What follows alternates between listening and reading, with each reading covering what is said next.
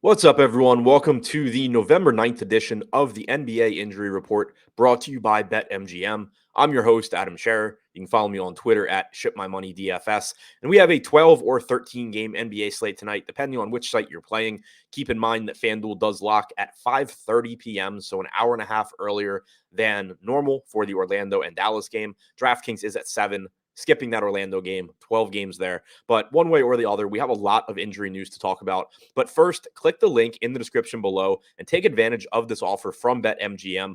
Sign up, make a deposit, place a real money wager, and receive a risk-free first bet up to $1,000 in addition to 2 free months of Stokastic Plus Platinum. Click that link in the description below and take advantage. Now, looking at the injury news that we're waiting on, for the Dallas Mavericks, Tim Hardaway Jr. is questionable. We already know that Christian Wood is out.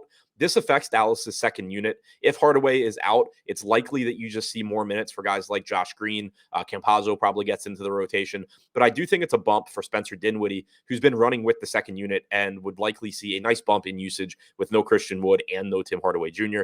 On the Orlando side, Paolo Banchero is questionable. If he's out, there's production to go around for everyone in the lineup, whether that's Wendell Carter Jr., Jalen Suggs, Franz Wagner. All of these guys look better. You also most likely see increased playing time for a combination of Terrence Ross and Chuma Okeke. For the Indiana Pacers, Aaron Naismith is questionable. This doesn't seem like huge news, but Andrew Nembhard did start in his place last game and play north of 30 minutes. He's very inexpensive and would be a reasonable value option tonight if Naismith is out. Also, it opens the door for more minutes for Benedict Mathurin if he sits.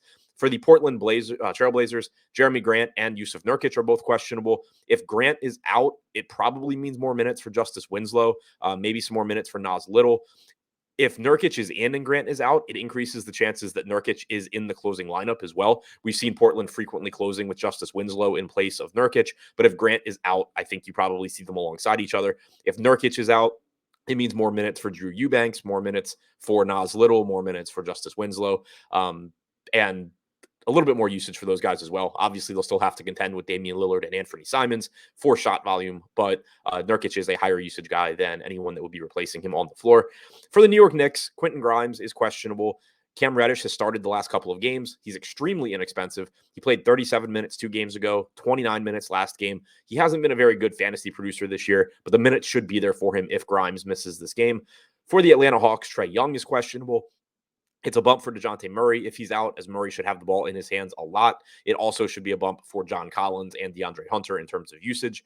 For the Utah Jazz, Jared Vanderbilt is questionable. He's missed their last couple of games. If he is out, it helps to solidify Kelly Olynyk's minutes. We've also seen Malik Beasley move into the starting lineup and play a lot of minutes without Vanderbilt. For the Memphis Grizzlies, Steven Adams is questionable. He missed the last game, and Brandon Clark started in his place. Clark played around 30 minutes, and it's likely that you would get upper 20s or low 30s from him again. He's a solid point per minute fantasy producer and would look like a good value if Adams misses this one.